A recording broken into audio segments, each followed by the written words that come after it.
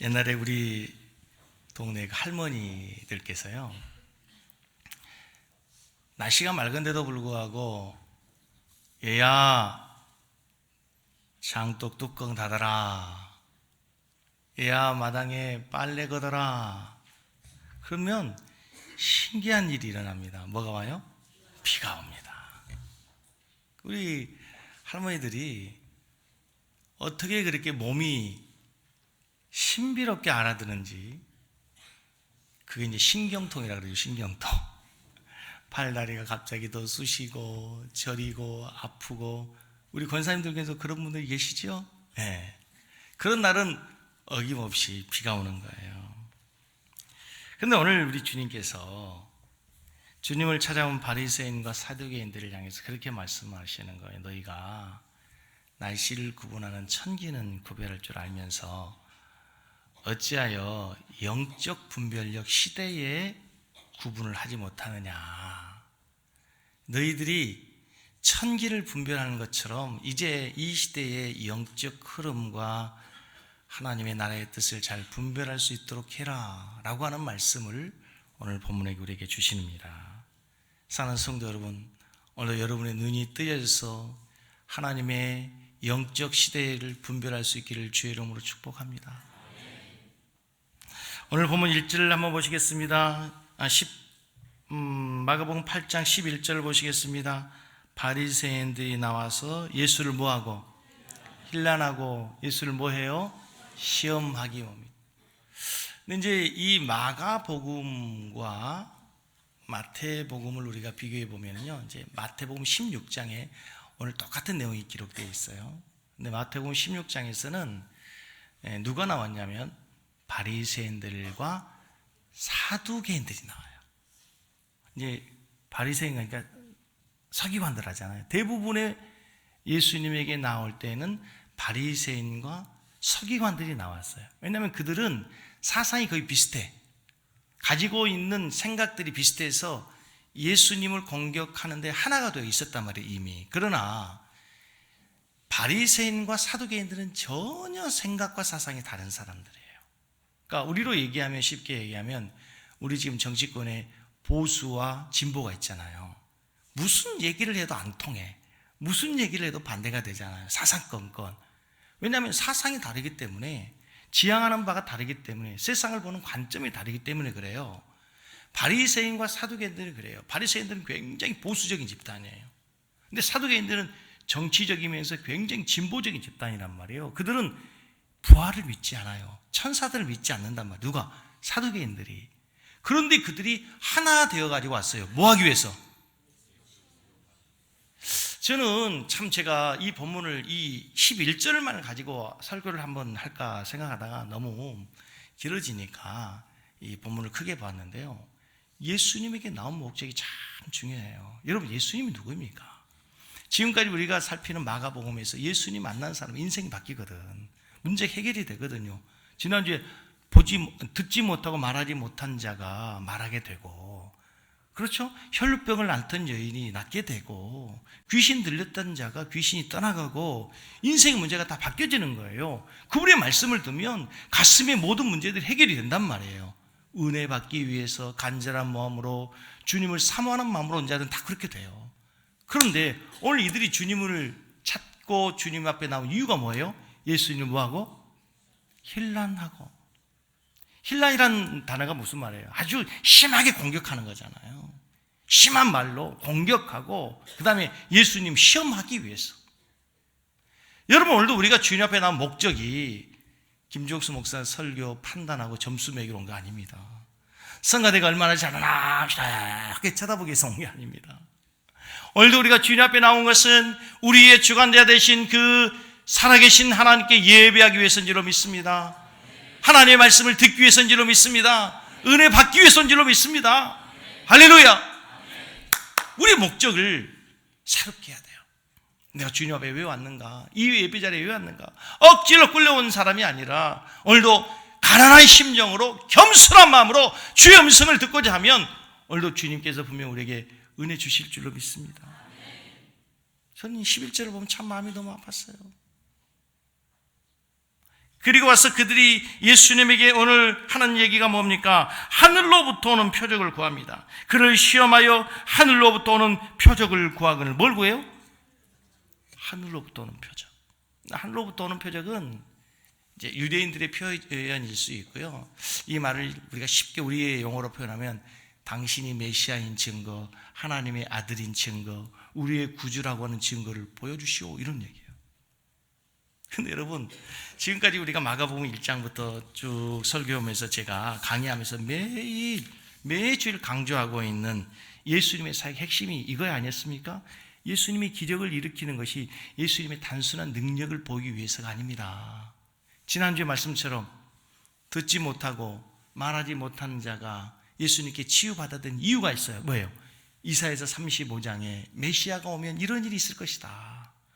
듣지 못하는 자, 말하지 못하는 자, 보지 못하는 자들이 보게 되고 듣게 되고 말하게 되는 역사가 일어나면 그가 누군지 알아라? 메시아인 걸 알아라. 옛날에 우리 조선시대에 그 암행어사 제도가 있었어요. 그렇죠?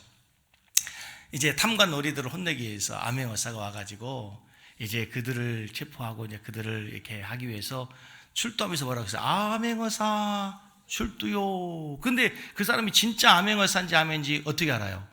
갓을 썼느냐? 아니에요. 옷을 어떻게 입었냐? 아니라면 뭐가 있어야 돼?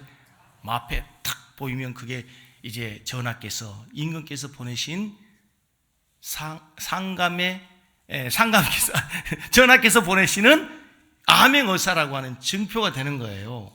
메시아의 증표가 있어요. 메시아의 증표. 그걸 보이는 거잖아요. 지금 단순히 풍랑을 잔잔케 하는 게 아니라 내가 세상의 모든 만물을 창조하고 다스리고 통치하고 있는 창조주 하나님이다. 그걸 가리키기 위해서 풍랑을 잔잔케 하셨어요. 혈루병을 앓던 여인, 귀신을 쫓아내는 그 모든 사건들은 구약 선지자가 예언한 그 메시아의 사역을 이루면서 예수님이 하나님의 아들이다, 하나님 보내신 구세주라는 걸 보였잖아요. 그런데 또 뭐예요? 하늘로부터 표적을 보여달라는 거예요. 이미 수많은 기적들을 통해서, 수많은 가르침과 설교들을 통해서 당신이 하나님께로부터 오신 메시아임을 분명히 보여주셨음에도 불구하고 그들은 또 새로운 표적을 보기를 원하는 거예요. 이것은 그들이 표적을 보고 예수를 믿겠다고 하는 게 아니라 뭐예요? 끝까지 예수를 믿지 못하겠다는 거죠. 이게 뭐와 관계냐면요, 우리 주변에 많은 사람들이 우리에게 그렇게 예수님 진짜 하나님이야? 하나님이지. 하나님 증거 보여봐. 내가 하나님 만났어. 우리 목사님 하나님 만났고 우리 주변에 누가 하나님 만났어. 얘기하잖아요. 그러면 아 그래? 그래서 나도 예수님 믿어야 되겠구나 라고 얘기하면 얼마나 좋겠어요. 그게 아니고 뭐예요? 또 다른 핑계, 자기들이 요구하는, 자기들이 원하는 메시아를 요구하는 거예요. 자기들의 입맛에 맞는 또 다른 자기 수준의 메시아를 요구해요. 다시 말하면 어떤 예수를 보여줘도 그들은 처음부터 믿지 않아요. 처음부터 믿을 생각이 없는 거예요. 자기들의 기준에 맞는 메시아를 요구하고 또 요구해서 그들은 결코 예수를 믿지 않는다는 얘기예요. 그때 주님 오늘 중요한 말씀을 해요. 오늘 본문 12절을 보세요. 예수께서 마음속으로 깊이 모하시며 탄식하며 이르시되 어찌하여 이 세대가 뭘 요구하느냐? 표적을 구하느냐? 내가 진실로 너에게 이르노니 이 세대에게 표적을 보여주지 아니하리라. 그런데 오늘 본문과 똑같은 내용을 기록하고 있는 마태복음을 보면요, 이보다 더 자세하게 예수님 말씀이 기록되어 있는데, 마태복음 16장 2절로 3절 말씀을 다 같이 한번 읽도록 하겠습니다. 예수께서 대답하여 이르시되 너희가 저녁에 하늘이 붉으며 날이 춥겠다고 아침에 하늘이 붉고 흐리면 오늘은 날이 굳겠다 하나니 너희가 날씨는 분별할 줄 알면서 시대의 표적은 분별할 수 없느냐. 우리 어머니들이, 우리 할머니들이 팔이 쑤시고 어깨가 아프고 그러면 비가 올 거야 라고 천기 날씨를 구별할 수 있잖아요. 하늘을 보면서 구름이 끼면 비가 오겠다, 하늘이 맑으면 아 오늘 날씨가 좋겠다, 천기를 분별할 수 있단 말이에요. 그런데 너희들이 지금 이 시대에 하나님의 뜻을 헤아리고 영적인 시대적인 분별을 왜 하지 못하느냐. 옛날 성경에는 천기를 분별할 줄 알면서, 지금 성경에는 날씨를 분별할 줄 알면서 천기를 분별할 줄 알면서 어찌하여 하나님의 영적인 세계, 영적인 시대를 분별하지 못하느냐 하는 거예요. 지금 예수님께서 이 땅에 오셔서 행하신 모든 일들은 이미 메시아가 왔다는 거예요. 환경적으로, 시대적으로 이미 하나님 나라가 도래한 거예요. 구원의 시대가 왔어요. 그럼에도 불구하고 종교 지도자들이고 영적 지도자인 너희가 어찌하여 이 천기를 분별하는 것처럼 하나님의 영적 시대를 분별하지 못하느냐, 하나님의 때를 분별하지 못하느냐, 하나님께서 일하고 계시는 이 하나님의 역사를 보지 못하느냐, 눈이 있어도 보지 못하고 귀가 있어도 듣지 못하느냐는 거예요. 지금 보았던 것처럼, 지난주 우리가 보았던 것처럼 연결되는 말씀이에요.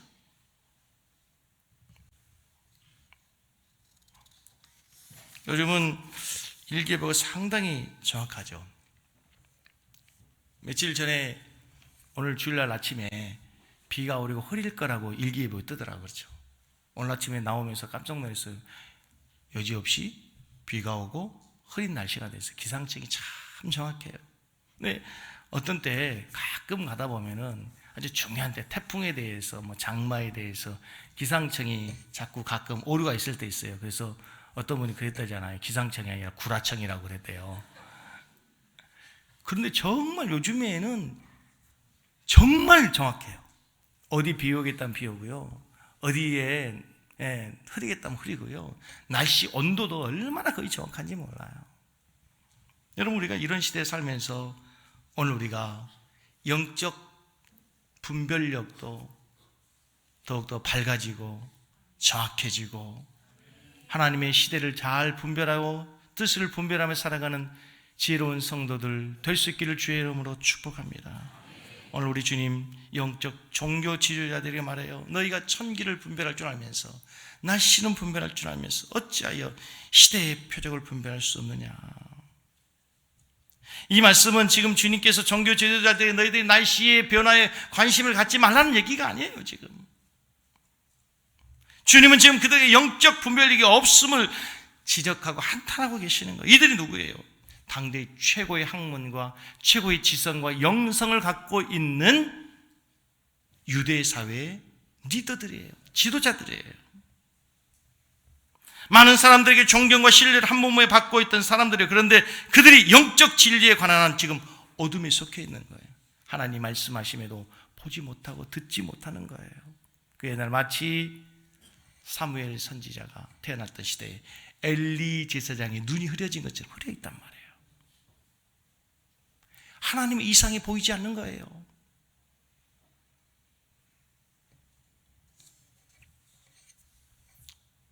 여러분, 이 말씀이 2000년 전 종교 지도자들에게 해당되는 말씀이 얼마나 좋겠습니까?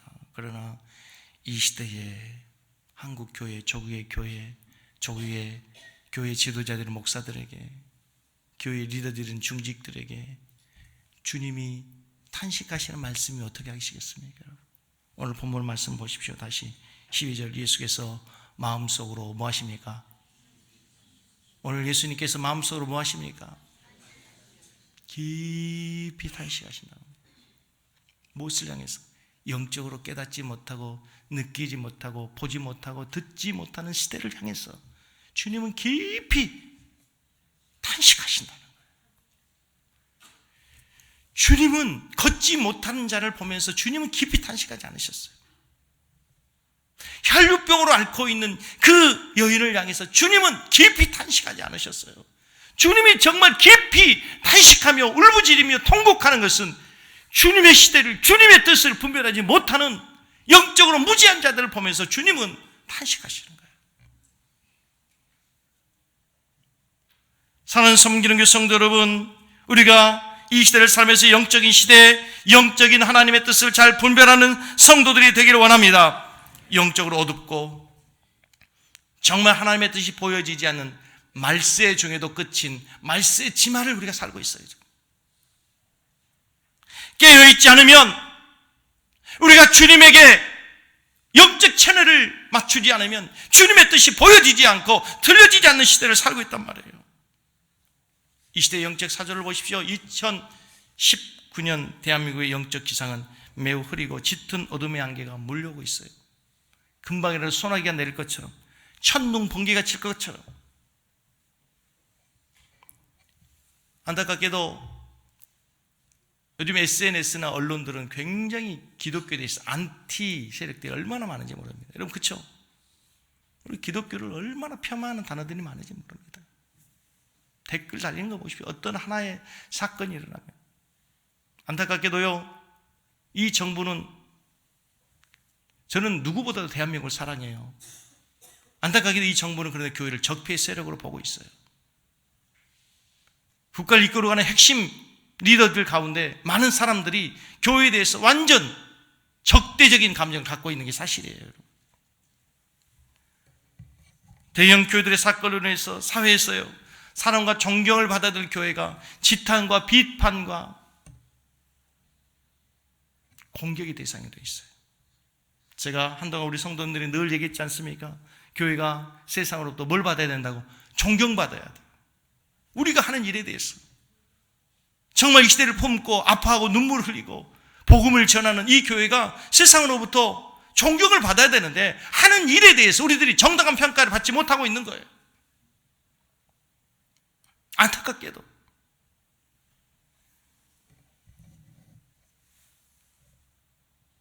이 시대의 풍조 가운데 여러분 정말 안타까운 것은 동성애가 점점 보편화되고 있다는 거예요. 여러분 정말 이 매스컴이 얼마나 무서우냐면요, 드라마에서 이 동성애의 자들을 이렇게 표현하는 것이 아주 자연스럽게 돼 있어요. 처음에는 그게 처음 나올 때 어떤 김수현 작가입니까? 그 사람이 처음 동성애자를 그 드라마에 소재로 했을 때 얼마나 논란이 많았는지 모르겠어요. 지금은 그게 전혀 문제가 되지 않고 있어요. 이미 우리들의 마음이 무뎌지고 있다는 거예요.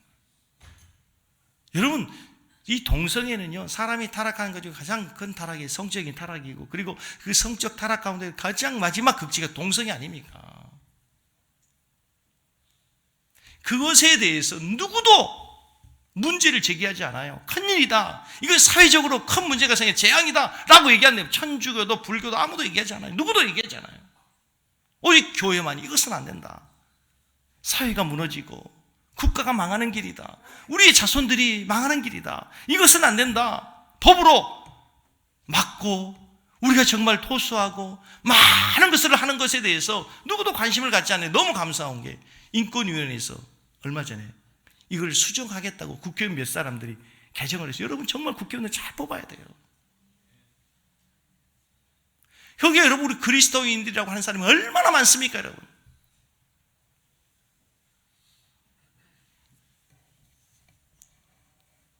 말세가 되면 나타날 것이라고 하는 모든 징조들이 지금 이 시대에 나타나고 있지 않습니까? 여러분 디모데후서 1장 3장 1절부터 4절 말씀해 보면은 너희들은 이것들을 알라 말세에 고통하는 때가 이르는데 이런 일이 있을 것이라고 예언했어요. 2절 말씀에 보면 말세의 징조들이 이렇게 나와요. 같이 보겠습니다. 사람들이 뭐하고? 자기를 사랑하고 극단적 이기주의잖아요. 국가 생각하지 않아요. 공동체 생각하지 않아요. 그렇죠? 회사가 살아야 되는데 회사는 생각하지 않고 우리만 살면 된다는, 결국 회사가 망하면 누가 망하는 거예요? 일자리 잃잖아요. 우리가 많은 교훈들을 보지 않습니까 여러분? 모든 집단들이 다 극단적 이기주의예요. 자기를 사랑하는 거예요. 그 다음에 뭘 사랑하고? 돈을 사랑하고, 그 다음에 자랑하고, 교만하고. 얼마나 교만합니까? 하나님의 자리에까지 그 옛날 바벨탑을 쌓을 때보다도 훨씬 더 인간들은 교만해지고 있어요. 비방하고 부모를 거역하며 감사하지 않는 거예요 여러분. 여러분 지난주에 캄보디아 갔다 왔는데요, 진짜 한국에 사는 게 얼마나 감사한지 몰라요 여러분. 얼마나 감사한지요. 여러분 저는 외국에 나갔다 올 때마다 늘 애국자가 돼요. 진짜 정말이에요. 우리나라가 얼마나 살기 좋은 나라인 줄 아세요 여러분? 우리나라는 너무 잘 살아. 너무 잘 살아. 너무 잘 살아요. 네?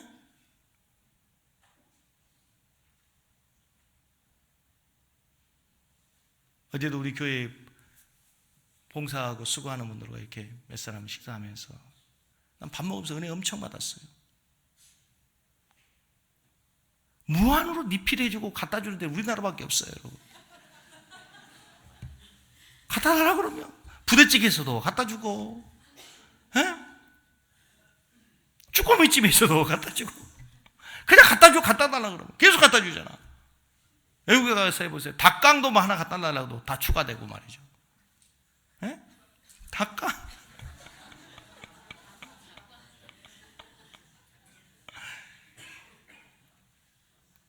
여러분, 얼마나 감사할 조건이 많습니까? 몇 주 전에 여러분 감사주의를 보내면서 여러분 감사하셨어요? 감사하지 않는 거야. 나는 오늘 아침에도 사모를 안고 그랬어요. 여보 고맙다고 감사하다고. 당신밖에 없다고 그랬어요. 진짜 감사해요. 우리 성도들이 또 이렇게 모여서 하나의 교회를 이루는 것도 얼마나 감사하고.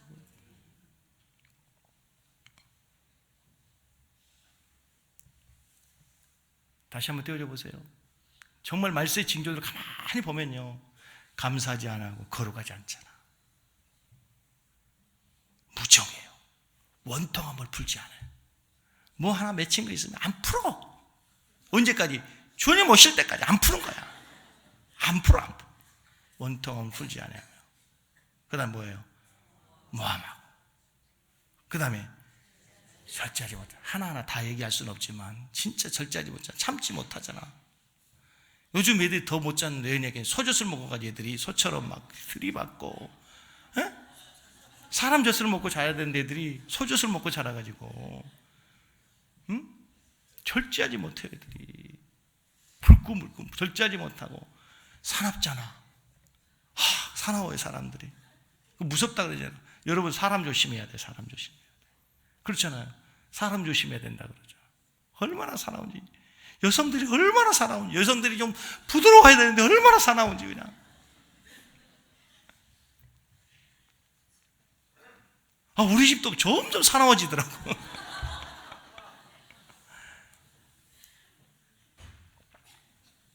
왜 그러니까 갱년기라고 그러는데 그 갱년기 참 무서운가 봐요. 제가 그래서요, 다 좋은데 때리지만 마세요 그랬어요. 사나워요. 선한 것을 좋아하지 않고. 지금 이런 얘기를 왜 하는 거예요? 지금 이 마지막 시대에 성경적으로 지금 정말 똑같잖아요. 하나도 틀린 점이 없어. 마지막 시대를 우리가 살아가고 있다는 거예요, 여러분. 사랑하는 성도 여러분, 정말 우리들이 영적인 눈을 뜨고 마지막 시대적인 하나님의 뜻을 분별하며 살아야 될 줄로 믿습니다. 할렐루야. 말세의 징조 가운데 하나 예언되어 있는 게 거짓 선지자들이 나타날 것이다. 세계에서 가장 많은 이단이 있는 나라, 자칭 예수가 우리나라에 12명인가 13명인가 된대요. 자칭 예수가 지금 영적으로 우리나라가 가장 혼탁하다는 거예요. 이런 가운데 여러분, 우리가 정말 하나님의 뜻을 깨닫고 하나님의 은혜 아래서 하나님 말씀 앞에 바르게 반응하며 살아가는 성도 되길 바랍니다.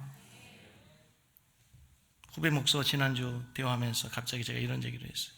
내가 교회를 개척하고 정말 하나님께 감사한 것이 두 가지가 있다. 첫째는 물론 감사할 게 너무 많죠. 정말 저는 교회를 개척하면서 신방 한번 해보지 않고 신방이 뭔지도 모르고 개척을 했으니까, 한 번도 어른 사역을 안 하고 장년 사역을 해본 적이 없으니까 신방이 뭔지도 몰랐어요. 저는 교회를 개척하면서 하나님, 저 같은 게 과연 어떻게 목회를 할 수 있겠습니까? 과연 제가 교회를 개척해도 되겠습니까? 이거였지. 주님, 저희가 교회를 개척하고 교회를 건축해서 부흥해서 뭐 선교하고 후지하게 언감샘시 이런 생각 해본 적도 없어요. 기도해본 적도 없어요. 하나님께서 오늘 이렇게 큰 은혜를 베풀어서 건강한 교회를 건축할 수 있도록, 세워갈 수 있도록 은혜를 주신 거 얼마나 감사한지 몰라요. 물론 감사하죠. 그런데 그보다 더 큰 감사가 있어요. 제가 교회를 개척하고 교회의 영광을 한 거예요. 제가 교회의 영광스러움에 대해서. 제가 조직신학적으로 이론적으로 교회론을 모르는 게 아니죠. 제가 7년을 신학을 했잖아요. 제가 조직신학 교회론을 모르겠습니까? 그런데 그런 책상 신학이 말고 내가 현장에서 목회하면서 하나님이 얼마나 교회를 소중히 여기시는가, 정말 순간순간 하나님이 교회에 임재하시고 하나님이 교회를 통해서 하나님의 뜻을 이루어가는 걸 보면서 교회의 영광스러움을 하는 거예요. 에베소서를 다시 보십시오, 여러분. 처음에는 예수 그리스도 안에서 예수 그리스도 하나님께서 우리의 모든 은혜와 복이 다 준 에베소 1장에서 가장 많이 등장한 단어가 엔 그리스도예요. 엔 그리스도, 엔 그리스도. 한번 안에서라는 단어를 한번 체크하면서 읽어보세요. 모든 하나님의 신령한 은혜와 땅의 모든 기름진 복이 다 그리스도 안에서 주어지는 거예요. 그러다가 갑자기 2장이나 3장 오면서 그게 뭐로 바뀌어지냐면요, 교회로 바뀌어져요. 교회로. 그 교회와 그리스도 하나가 되는 거예요. 그 말하면서 이 우리가 구하는 것과 구하지 않는 것 모든 것도 누구를 통하냐면 교회와 예수 그리스도와 교회를 통해서 주어집니다. 그 다음에 교회가 나오는 거예요. 교회가.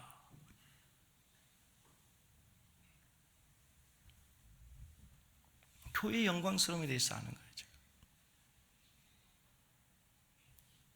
두 번째, 제가 정말 하나님께 너무 감사한 게요, 진짜 제가 목사가 됐어요. 목사가. 한 영혼의 소중함을 제가 비로소 알게 된 거예요. 제가 개척하고 성도들이 하나도 없을 때 하나님께서 첫 번째 우리 교회에 등록한 성도를 주시고, 아직 교회가 세워지지 않는데 우리 교회 나오시겠다는 집사님을 제가 신방하기로 됐어요. 일주일 전에 약속을 하고 나서 일주일 동안 내가 어떻게 살았는지요, 너무 흥분하고 너무 감격하고 너무 감동해가지고 제가 하늘 위를 걷는 것 같더라고요. 하나님 이제 나에게 양을 주는구나. 양을. 하나님이 양을 맡기시는구나. 내 양을 먹이라, 내 양을 치워 내 양을 먹이라 하신 주님이 나에게도 양을, 주님의 양을 맡기시는구나. 내가 이제 목자가 진짜 되는구나. 얼마나 기다리면서 일주일 동안을 기도하면서 말씀을 준비했는지 몰라요. 그때 첫 번째 신방했던 그 가정의 설교를 제가 지금도 처음부터 끝까지 토시 하나 틀리지 않고 정확하게 할 수 있어요. 내가 설교를 얼마나 잘했는지 은혜를 받은지 몰라요. 근데 제가 은혜를 받고 잘했다는 얘기가 뭐냐면, 내가 설교하면서 너무 은혜를 받은 거지. 내가 그때 설교가 얼마나 변변찮았겠습니까? 처음 신방 가서 하는 생애 첫 신방 아니야. 무슨 설교가 특별했겠어. 근데도 제가 너무너무 은혜를 받은 게 뭐냐면, 제가 너무 감격하면서 설교하는 거예요. 너무 감격하면서. 나는 그때의 감격을 나는 평생 잊을 수가 없어. 내가 개척하지 않았고 내가 어느 교회에 청빙을 받아갔다면 나는 일평생 그 감격, 그 은혜의 한 영혼의 소중함을 내가 평생 깨달을 수 없었을 거예요. 무슨 얘기냐면, 그러면 오늘날 요즘에 하나님께 매주 우리 섬기는 게 버리는 성도들은 내가 사랑하지 않고 그럼 내가 싹군 목사가 됐냐? 그런 의미가 아니에요. 제가 그 목사가 이렇게 설교했어요. 이렇게 설명을 했어요. 진짜 우리가 배고플 때 먹을 것이 없어가지고 찬물 냉수로 배를 채우면서 하나님의 은혜를 구하다가, 어떻게 요즘 김장철이잖아요. 어느 집에 가가지고 따뜻하게 쌀밥에 막 담은 김치에 밥을 먹을 때 그 기쁨과 감격, 은혜 얼마나 크겠어요. 평생 잊을 수 없는, 쌀밥의 맛이 이런 거구나, 김치 맛이 이런 것이구나, 잊을 수가 없을 거예요. 매일 아침 우리들이 쌀밥을 먹어요. 김치에다 밥을 먹잖아요. 우리가 밥이 필요 없다고 생각하나요? 다 밥은, 배고프면 밥을 먹어야 된다고 밥 소중한 걸 다 알죠. 그런데 그때 그 맛이 안 나. 그 맛은 안 나요. 밥이 소중하지 않다는 게 아니에요. 필요 없다는 얘기도 아니잖아요. 안 먹으면 죽은 거 알죠. 소중해. 그런데 바뀐 거예요. 뭐가? 환경이. 내 몸속에서 니드가, 요구가 바뀐 거예요.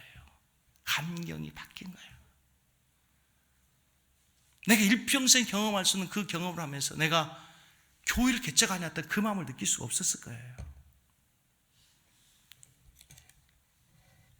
사랑하는 성도 여러분, 우리가 하나님의 마음을 늘 기억하고 하나님의 뜻을 늘 분별하고 살아가는 생명력 있는 성도 되길 바랍니다.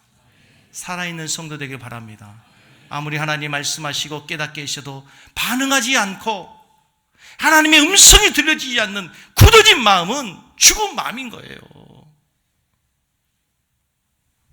여러분들에게 영적 분별력이 있기를 바랍니다. 시대의 흐름을 분별할 수 있기를 바랍니다. 천기는 분별할 줄 알면서 왜 영적인 분별력이 없냐는 주님의 탄식이 우리에게 있지 않기를 바라요. 여러분, 지도자에게 있어서 가장 중요한 게 뭡니까? 분별력입니다. 오늘 우리 장로님 기도하시면서 저에게 영적인 분별력을 위해서 기도해 주시는 너무 참 중요한 기도예요. 여러분, 지도자는 무엇보다도 분별력이 있어야죠. 이게 하나님의 일이냐 사람의 일이냐, 하나님의 뜻이냐 사단의 뜻이냐, 여러분, 교회는 절대로 민주주의가 아니지 않습니까? 선지자들을 보십시오. 구약시대 선지자들을 보세요. 다 백성들이 저 길로 갈 때 하나님이 선지자에게 그 길이 아니다고 말씀하실 때가 있어요. 그렇다고 여러분, 교회가 민주주의를 부정한 얘기가 아니라 교회는 민주적이어야죠. 그러나 민주주의는 아니에요. 때로는 모든 사람들이 다 이 길을 가자 한다 할지라도 하나님이 아니다, 저 길로 가라, 좁은 길로 가라, 반대의 길을 가라, 십자가의 길을 가라, 죽음의 길을 가라 할 때도 갈 수 있는 그 분별력이 있어야 돼요. 할렐루야. 여러분들에게도 그런 분별력이 있고 결단이 있어야 돼요. 한번 따라서 하겠습니다. 믿음은 용기다. 그 용기가 필요할 때가 있어요. 여러분, 용기란, 내가 옛날에 설교했죠. 다윗이 골리앗을 향해서 나아갈 때 용기죠. 자기보다 2배, 3배나 큰 그 장수를 향해 나아갈 때, 자기가 키보다 훨씬 큰 사람을 향해서 주먹을 들 수 있을 때, 그때도 용기라고 할 수 있어요. 그러나 그보다 더 큰 용기가 있어요.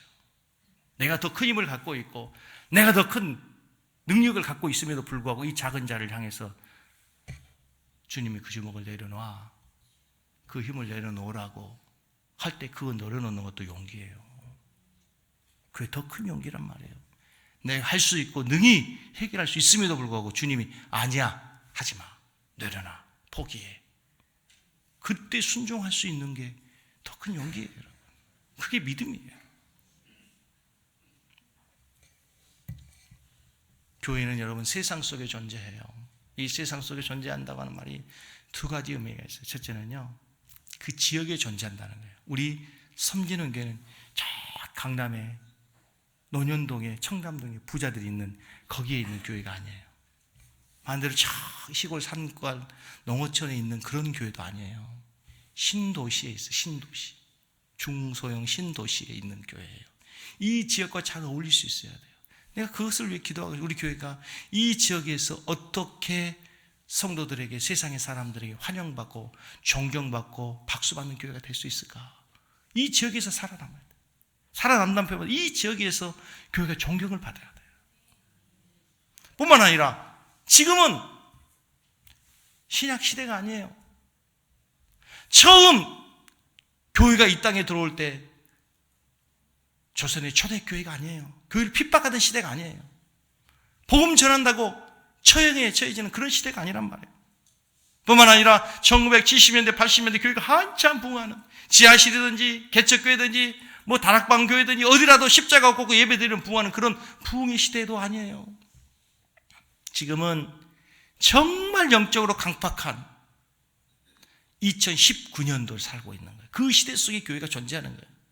이 시대 속에서 이 교회가 정말 시대 흐름을 잘 분별하고 천기를 분별하는 것처럼 영적 분별력을 가지고 교회가 나아가야 될 줄로 믿습니다. 대단히 중요한 얘기예요. 여러분, 지난주에 혹시 인터넷 뉴스를 보셨는지 모르겠어요. 일본의 파나소닉이라는 유명한 회사가 있지 않습니까? 그 회사가 IT 부분을 대만의 회사에게 매각을 했어요. 다시 말해 부도가 난 거예요. 회사가 계속 적자를 이기지 못하고 파산한 거예요. 소니, 파나소닉이 얼마나 대단한 회사입니까, 여러분? 굳이 설명하지 않아도 세계를 주름잡던 가전제품 회사가 아닙니까, 여러분? 근데 거기에 그렇게 나왔습니다. 한국과 대만에게 진 거예요. 더 이상 적자를 견뎌낼 수 없어서 문을 닫은 거예요. 시대의 흐름을 잘 모르는 거죠. 시대의 흐름에 뒤처진 거죠. 시대의 흐름에 대처하지 못한 거예요. 교회도 그래요, 여러분. 정말 이 시대를 우리가 잘 분별하고 하나님의 뜻을 잘 분별해서 정말 주님 오실 때까지 건강한 교회로 세워지는 살아있는 교회가 되기를 원합니다. 할렐루야! 이미 주님께서, 다시 본문으로 돌아와서 하늘의 표적을 보여주고 계심에도 불구하고 바리새인들과 사두개인들이 또 다시 하늘의 표적을 구해요. 이미 구약 선지자 이사야가 예언했던 것처럼 소경이 눈을 밝을 것이며 귀가 열릴 것이고 저는 자들이 사슴처럼 뛸 것이라는 예언이 이루어지고 있음에도 불구하고 보지 못하는 거죠. 그때 주님이 말씀하세요. 오늘 본문 말씀해 보시면 주님은 표적을 보여주시지 않겠다 얘기하지만 마태복음 16장 4절에 보면은 똑같은 내용을 기록하고 있는 내용에 보면은 악하고 음란한 세계가 표적을 구하나, 악하고 음란한 세대가 표적을 구하나, 같이 읽습니다. 요나의 표적밖에는 보여줄 표적이 없느니라 하시고, 그들을, 주님이 너희들이 표적을 보이지만 내가 다른 표적을 보일 수가 없고 이제 하나 남아있다. 무엇이다고요? 요나의 표적을 보이겠다. 요나의 표적이 뭔가요? 마태복음 12장 39절로 40절 말씀에 보면은 악하고 음란한 세대가 표적을 구하나 요나의 표적밖에는 보일 표적이 없느니라. 요나가 밤낮 사흘 동안, 같이 읽습니다. 큰 물고기 뱃속에 있었던 것 같이 인자도 밤낮 사흘 동안 땅속에 있을 것이다. 이제 예수님께서 이 말씀을 하시는 결론이 나오는 거예요. 예수님께서 내가 마지막 표적을 하나 보일 것인데 요나의 표적을 보일 것이다. 요나의 표적이 뭡니까? 요나가 큰 물속의 뱃속에 사흘 있었던 것처럼 이제 예수님이 십자가에서 죽으시고 난 후에 장사 지내서 땅속에 사흘 있는 것과 같이 십자가에서 죽으심을 뭐라고? 요나의 표적이라고 보인 거예요. 자 보세요. 그게 놀라운 사실이에요. 예수님께서 순간순간 때때로 십자가에 죽으실 것을 제자들에게, 수많은 사람들에게도 알아들어요? 못 알아들어요? 못 알아들어요. 이제 우리가 베드로의 신앙 고백 후에 예수님께서 내가 사흘 만에 죽으려 했더니 주님 절대로 그런 일이 없을 수 없습니다. 제가 목숨 걸고 맡겠습니다. 그렇게 얘기하죠. 베드로랑 주님께서 사탄아 물러가라. 너는 사람의 일을 생각하고 하나님을 생각하지 않는다. 사람들이 예수님이 아무리 십자가에 죽으실 걸 얘기해도 이해하지 못하는 거예요. 그래서 또 다른 표적을 요구하는 거죠. 그러나 주님께서 이제 마지막 십자가에서 죽으시고 난 다음에 제자들이 십자가의 의미를 깨달아요. 그렇죠. 그리고 나서 사도행전에 가서 보면 이제 그분이 메시아다.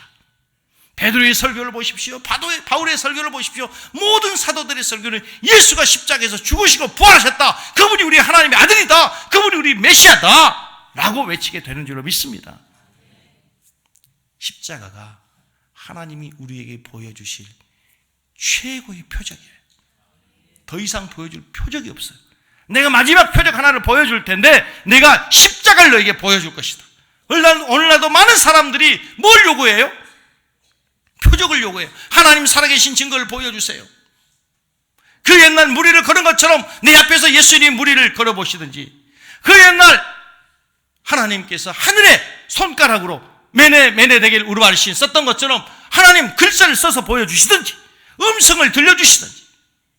주님은 다시 내가 다시는 이제 더 이상 보일 표적은 없고 내가 마지막 너희들에게 보일 표적이 있는데 십자가에 죽을 것이다. 여러분 이 표적이 믿어지길 바랍니다. 이해가 될 수 있기를 바랍니다. 저는 하나님 그렇게 믿어지지 않더라고요. 믿어보려고 했어요. 애를 썼어요. 하나님 제발 믿어지게 해주세요. 한번 보여주세요. 아무리 하나님께 기도해도 하나님 보여지지 않아요. 들려지지 않아요. 어느 날 하나님 저에게 오셨어요. 제 마음에 오셔서 저에게 말씀하셨어요. 내가 너를 사랑한다. 내가 너를 위해 십자가에 죽었다. 근데 그 말을 들었는데 왜 이렇게 눈물이 나요? 그 말을 들었을 뿐인데 왜 이렇게 내 인생이 바뀌어져요? 하나님의 사랑이 느껴져요. 하나님이 나를 위해 죽었다는 게 믿어지더라고요. 보여지더라고요. 여러분 십자가에서 이제 하나님께서 진짜 우리를 사랑하신다는 증거가 표적이 되고, 예수님께 십자가에 죽으시면 우리의 구원이 완성이 돼서 우리가 구원받게 되고 죄가 용서되고 이것보다 더 큰 하나님이 놀라운 하늘의 표적이 하나님의 표적이 된 것이 없다는 사실을 믿으시기 바랍니다. 이제 여러분들 이 땅을 살면서 한 주간을 살면서 새로운 표적을 구하는 것이 아니라 이미 하나님께서 우리에게 보여주신 그 십자가를 붙들고 바라보고 살아가는 여러분들에게 바랍니다. 그래서 십자가를 가까이 해야 돼요. 늘 십자가를 바라보시. 새로운 표적 구하지 말고 이미 우리를 위해 십자가에 높이 달리셔 내가 이만큼 너를 사랑한다고 죽으신 그 주님이 보여지고 들려지고 믿어지시길 주의 이름으로 축복합니다. 우리 에바다 찬양을 한번 하겠습니다. 시대의 표적을 볼 수 있도록 눈이 열려지게 해주십시오. 귀가 열려지게 해주십시오. 저는 이 찬양 지난주에 엄청 은혜 받았습니다. 캄보디아 다니면서도 이 찬양이 딱 맞더라고요. 에바다. 이 닫혀있는 이 캄보디아의 영적인 문이 열려지고 수많은 영혼들의 눈이 열려지게 하여 주시옵소서. 열려라 에바다를 얼마나 불렀는지 몰라요. 여러분 오늘도 이 찬양 부르시면서 여러분들에게 에바다의 역사가 있기를 바랍니다. 눈이 열려져서 영의 세계를 볼 수 있기를 바랍니다. 할렐루야. 우리 한번 찬양하겠습니다. 그리고 기도하겠습니다.